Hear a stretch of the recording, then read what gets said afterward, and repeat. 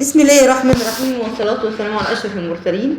بنجدد الترحيب بكم على قناة تبرير التعليمية والمواد التجارية. النهاردة إن شاء الله دليل الطالب بمعلومات رئيسية هنتعرف على حاجات كتيرة قوي كانت بتجيلي في التعليقات وأنا مكنتش برد عليها. بس هرد عليها دلوقتي إن شاء الله. وأعرفكم كل حاجة في فيديو بسيط قوي في تجاوب.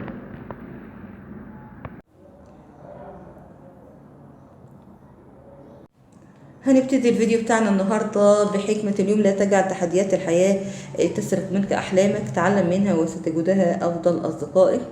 طبعا ده حكمة أو كلمة للملاكم محمد علي كلاي، هو كان ماشي بيها في حياته، وأنا بحب الحكمة دي قوي، فأنا جبتها لكم في الفيديو الفيديو ده يعتبر فيديو تعريفي كده، هناخد وندي مع بعض شوية. هنبتدي على طول نشوف بعض الأسئلة اللي كانت بترد في التعليقات وأنا كنت بحجبها، علشان أنا ما بحبش أتكلم عن نفسي، بس هنتكلم في حدود الطموح وتحقيق الهدف وتحقيق الذات. يلا بينا. دي كانت اهم الاسئله كانت بتجيلي في الكومنتات طبعا، والكومنتات بتاعتي خاضعه للمراجعه عشان ما ينفعش تنزل كل التعليقات. انا هتكلم في الجانب اللي هو خاص بمجال المذاكره او التحفيز او مجال الطموح. دي بقى كانت بعض الاسئله، طبعا مش هينفع احط كل الاسئله عشان ما ينفعش احطها كلها، عشان في اسئله ما ينفعش تتقال اصلا. وانا موجوده قدامكم اهي شكلا اهو، تمام. قدامكم كده يبقى احنا اتعرفنا صوت وصوره. السؤال الاولاني: من انت؟ المؤهلات، مكان العمل، المحافظه، النشأة والسكن، ليه دخلت كليه التجاره، هل قابلت محطات فشل في حياتك؟ تمام. طبعا السؤال الاولاني طبعا في اسئله ينفع اجاوب عليها وفي اسئله ما ينفعش اجاوب عليها، بس انا هنحاول قدر الامكان يبقى الفيديو بسيط كده تعريفي، علشان نعرف انت بتكلم مين او بتخاطب مين. من انت؟ انا اسمي طبعا هبه، معايا بكالوريوس تجاره، ابقى انزل ان شاء الله السي في بتاعي كامل. المؤهلات بتاعتي: معايا بكالوريوس تجاره ومعايا دبلومه رياضيات، ومعايا كورسات برمجه وكورسات هاكر وكورسات امن سيبراني وكورسات في لغات وكورسات، يعني حاجات كتيره خاصه بالبرمجه. بفضل ربنا بعرف اعمل تطبيقات كويس قوي في الابلكيشن، كان بعمله كويس قوي. مكان العمل انا بشتغل في مدرسه زهره التجاريه في المنيا. المحافظه طبعا النشأة، نشأت في محافظه الغربيه في طنطا، ومستقره حاليا في محافظه السكن هي المنيا. اللي جيت دخلت كلية التجارة عشان أنا بحبها، مع إني جبت 82%. وكان نفسي أخش هندسة قوي، بس ما توفقتش إن أنا أخش هندسة، وفرقت معايا حاجة بسيطة، وكانت الرغبة التانية ليا إن أنا أخش كلية تجارة عشان أنا بحبها، بحب أوي الأرقام، بحب لغة الأرقام، بحب الألوان، فعشان كده دخلت كلية تجارة، وهي مش وحشة تمام نهائيا. دي كلية فيها العلماء وفيها الاقتصاديين، ما ينفعش أي شركة في الدنيا تبقى موجودة من غير محاسب معاه، يبقى ده هو قلب الشركة او نبض الشركه، قلب الشركه النابض زي ما بيقولوا كده. ودخلتها طبعا عشان ابويا كان نفسه يدخلني كليه تجاره، فانا حبيت ان انا احقق له امنيته ان انا اخش كليه التجاره. طريقته هو اللي حببني في القصه، تمام.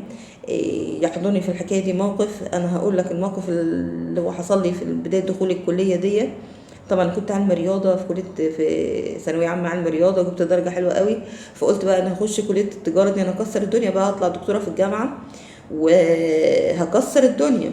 فدخلت اول محاضره كانت محاسبه ماليه، قعدت 3 ساعات في البيتش الاول، طلعت اجري بقى اخش اقعد في البيتش الاولاني بقى على اساس ان هقعد قدامه كده. الكلام كانت القصص بتاع ثانوي كده، قعدت بقى في 3 ساعات الدكتور قعد يكلمني فيهم عن المحاسبه، مش فاهمه حاجه نهائيا، مش فاهمه اي حاجه، عمال يقول ويعيد. رجعت لابويا قلت له انا مش فاهم اي حاجه، وانا من الكليه دي مش هينفع اكمل فيها لاني مش فاهم اي حاجه، تمام.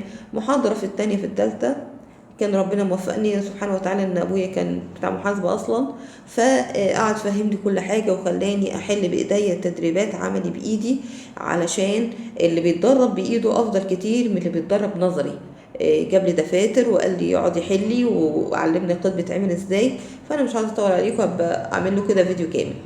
هل قابلت محطات فشل في حياتك؟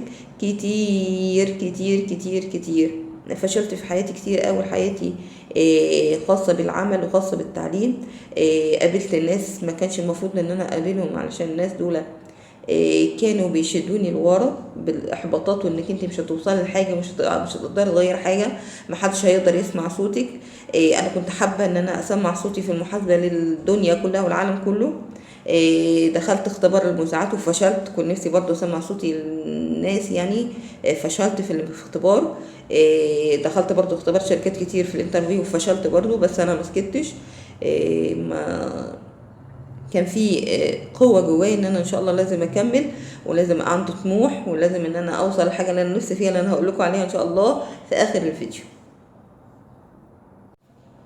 النشاط الحالي بتاعي بفضل ربنا سبحانه وتعالى، بعمل فيديوهات اهو وشغاله كويس، وعملت او في مجال بعمل ابلكيشن وكده، ان شاء الله هنزل لكم اسمه. وبعمل ابلكيشن تاني حلو، بقول لكم برضو على اسمه في التعليقات. يا جماعه انا اهو بكلمكم عن نفسي، ودي صورتي اهي، طبعا مش كامله عشان ما ينفعش انزلها كامله، انا مش حابه كده، فاهو جزء مني اهو. تمام. طب هدف الفيديو ايه؟ هدف الفيديو عشان اقول لك انك انت ما تخليش اي حاجه تحبطك. هتوصل، لو انت حاطط في دماغك انك انت هتوصل او هتوصلي. التجاره يا جماعه والله مش وحشه خالص. تمام. بس احنا مش مهتمين بيها، بنكتفي ان حضرتك معاك دبلوم وخلاص. لا، مجالات الحياه واسعه قوي، بس انت لو حاطط في دماغك انك انت هدف قدامك عايز توصل له، هتوصل له. حابب تبقى رجل اعمال، تاجر، حابب تبقى من اقل حاجه. والله يعني انا لما جيت ابتديت القناه بتاعتي دي، وبقيت القناه بتاعتي ابتديتها من موبايل صغير قوي، لان انا الحمد لله كل مش بيعيش لي لاب، كل ما اقعد على لاب بيضرب. تمام، من كتر التحميل عليه فبيضرب. تمام. طبعا انا عامله الفيديو ده ليه؟ تمام، عشان اقول لكم المعادله هعملها امتى وهدرس فيها ايه. المعادله طبعا ما تفكرش فيها نهائي دلوقتي ركز قوي في دبلوم عشان تجيب درجه كويسه في الدبلوم. لو انت جبت اكتر من 80% فانت مش محتاج انك تعمل معادله. المعادله بعملها من 70%، والمواد بتاعها بدرسها كورس كده بقدم فيها في الجامعه، وبعد كده حسب المكان اللي انت موجود فيه، لو انت في اسكندريه، لو انت في القاهره، لو انت في اسيوط، فبتقدم فيها، بتدرس رياضه وبتدرس جغرافيا وبتدرس محاسبه وبتدرس لغه. تمام. المعادله طبعا موجود المواد بتاعها الخاصه بالرياضه في الكورس ده، وفي على القناه هتدور عليها، تكتب في سيرش القناه عايز معادله، خلاص عايز اعرف الرياضه بتاعت المعادله دي فيها ايه، ادخل على الفيديو بتاع المعادله بتاعت الرياضه وبص عليها بصه كده، شوف الدنيا بتاعتك فيها ايه. احسن شعبة في الجدارات انا من وجهة نظري هي شعبة فني كاتب حسابات، بس الترتيب بتاع الشعب اللي هي من حيث المجموع هي فني مبيعات، وبعد كده فني سكرتاري، وبعد كده فني حسابات او فني كاتب حسابات، واخر حاجة فني تأمينات اللي بيشتغلوا في التأمينات. طبعا بعض المقولات اللي انا ضدها خالص، ركز معايا شويه عشان ان شاء الله بعد كل فيديو هنزل امتحان حلو كده. تمام. وكمان هنزل فيديو عن كيفيه الانتساب لقناتي، يعني ازاي تاخدوا درس عندي، وازاي تنزل لكم امتحانات، وازاي هظبط معاكم البرنامج. كل ده هحطه لكم ان شاء الله في فيديو تاني. طبعا المقوله بتقول لك مدرسه التجاره ملهاش مستقبل، هو دبلوم وخلاص. لا، ده واحد فاشل محبط بيقول لك كده عشان يرجعك لورا. طبعا ده قطع خالص، ما ينفعش يبقى ليك سكه معاه. كن طموحا، لازم يكون عندك، تكون من جواك طموح، عندك هدف، شغوف، محب للتعليم، انك كل شويه بتبحث، بتتعلم، تتعلم. مستقبلك هو ذاتك. تمام. عندما تجد ذاتك ستصل لهدفك. يعني انت حط هدف وخلي الهدف ده، اشتغل على نفسك كويس، كورسات بقى ولغه وكورسات محاسبه، وكلنا بدانا كده، وكلنا مرنا بمحطه فشل. اوعى تكون فاكر الدنيا كانت بالنسبه لنا مفروشه ورد، لا طبعا. طبعا كان في اشواك، وكان في ناس كتير بيكرهوا لك الخير، وناس حقده، وناس مش تمام، مش كويسين، وناس يعني ناس العفو العافيه. تمام. كمل على النقطه اللي بعد كده. ايه طبعا القناه بتاعتي دي عاملاها زكاه علم. تمام. طب زكاه العلم تبليغه لكل الناس طبعا. طب القصه جت ازاي؟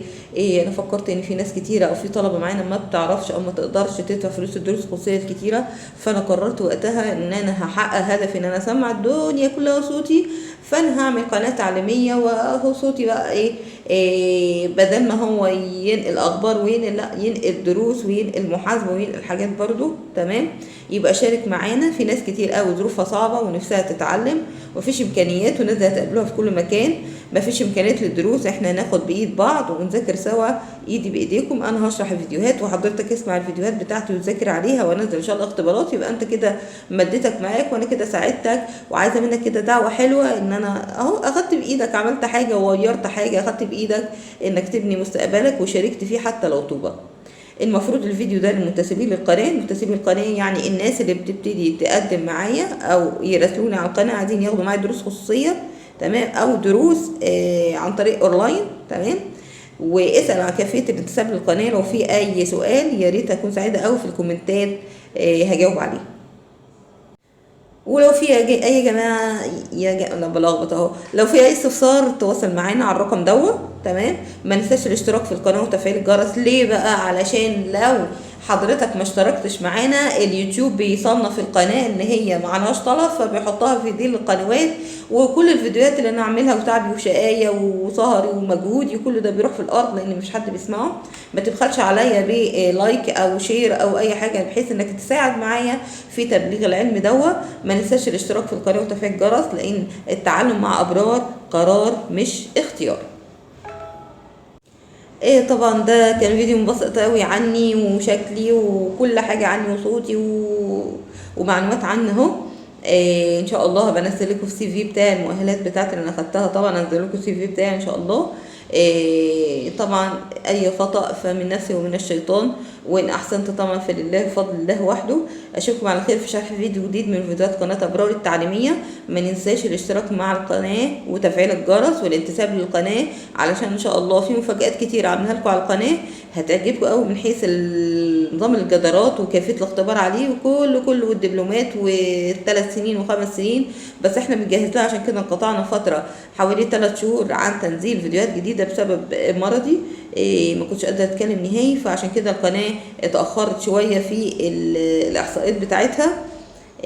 طولت عليكم كتير والفيديو معلش بعتذر ليكم او بعتذر منكم ان الفيديو طول قوي. اشوفكم على خير في شرح فيديو جديد من فيديوهات قناه ابرار التعليميه. والسلام عليكم ورحمه الله وبركاته. كان معكم محاسبه هبه فتحي من قناه ابرار التعليميه.